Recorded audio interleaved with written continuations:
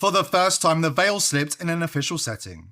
The existence of reptilian entities wasn't just rumour or conspiracy, it was spoken into the congressional record. This is important, because as Jason Sands told Rogan, those in power are terrified of even whispering about the reptilian race. Terrified of exposing their hunger, their rituals, their obsession with blood. It's the shadow running beneath every industry, every government, every throne. They don't want to talk about the reptilians. They don't want to talk about the reptilian presence at all. They would talk about the tall whites and the grays being in the lab environments, not a lot, but some.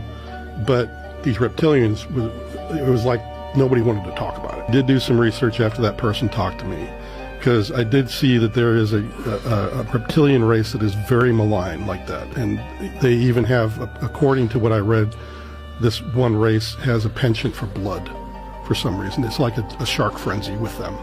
They have, like a real reptile. It's a euphoric experience for them. Yeah, a reptilian race that does that.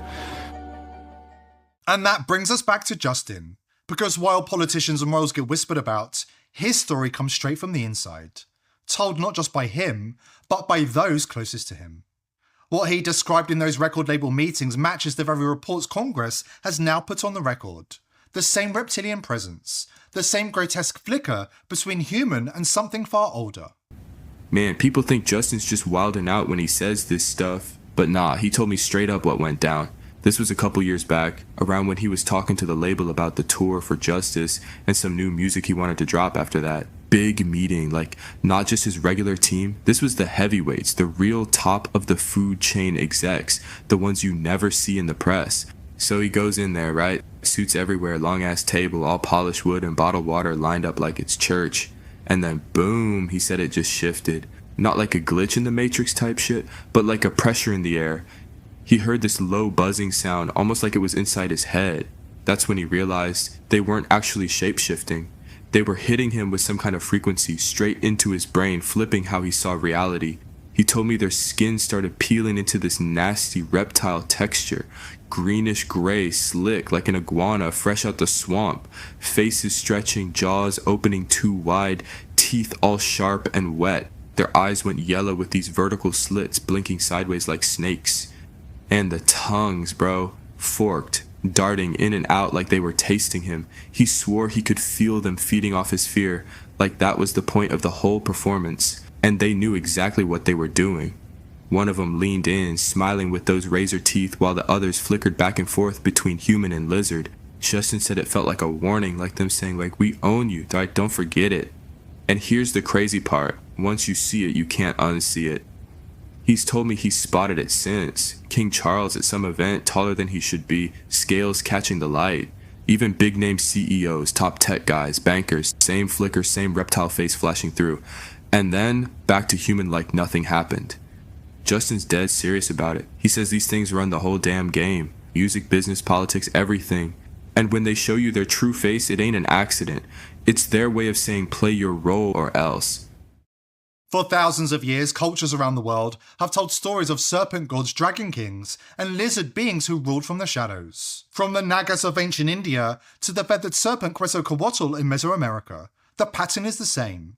Beings that walk among us, half hidden, manipulating the course of human history. And according to the theory, these entities have perfected the art of control, not just by ruling directly, but by shaping what we believe to be true. They've been manipulating information for millennia, seeding lies, rewriting history, and distorting perception to keep humanity divided and blind. The myths, the media, the institutions we trust, they say it's all been engineered to mislead us, while the reptilians feed. Generation after generation. The story of reptilian humanoids living among us goes all the way back to the beginning of recorded history. The oldest official writings on Earth are the Sumerian texts. They describe a reptilian race that genetically modified human beings with their own reptilian DNA. All three of the Abrahamic religions describe a reptilian race of humanoids that live among us. The story of the Garden of Eden in the Torah, wherein Adam and Eve were created in the image of the Elohim, reptilian beings known as the Nachash began breeding with Eve so that they could be more like the Elohim. According to the Torah, these Nachash were obsessed with genetic modification and still live among us today, where they feed off a substance called afar. which is the same substance that human beings are made of. In the Christian Bible, this creature is described as a serpent in a tree. In the Nag Hammadi, early Christian Gnostics wrote of a race of creatures known as the Archons, described as a reptilian humanoid. These Archons fed off of humans, including negative emotions such as fear and anger. The Quran also has writings that describe reptilian creatures who live among us, known as the jinn. The Australian Aboriginal people have traditions and paintings that date back thousands of years, depicting a rainbow serpent creator god. And about 10,000 miles away, the Aztec Mayan serpent gods Kulkukan and Quetzalcoatl are also described as rainbow serpents, and were believed to have created human beings using their own DNA. This is found everywhere. The Druids of England called it Hakpen. The Romans called it Glykon. In Africa, it was Niami Niami. In Egypt, it was Apapis. Many royal bloodlines have claimed to be descendants of these serpent gods, such as Alexander the Great of Macedon, Emperor Jimmu of Japan, and the Dragon Dynasty of Media, now known as Iran. The Nagas serpent beings of India are believed to still live among us in underground cities, and the Hopi Indians have stories of underground cities that are home to thousands of lizard people. Which is interesting, considering what surfaced in 1934. The Los Angeles Times ran a story about engineers excavating beneath the city, and what they claimed to uncover was nothing less than a reptilian city. Tunnels, chambers, artifacts, and even markings said to resemble lizard figures carved into the walls. They've been keeping this from you. This is the underground city that was found beneath Los Angeles by a man named Warren Shufelt. It was discovered using a device he invented to detect underground tunnels and caverns. Shufelt mapped out a network of passageways stretching for miles beneath the city. And here is where it gets crazy. His maps indicated a central chamber filled with gold and advanced artifacts.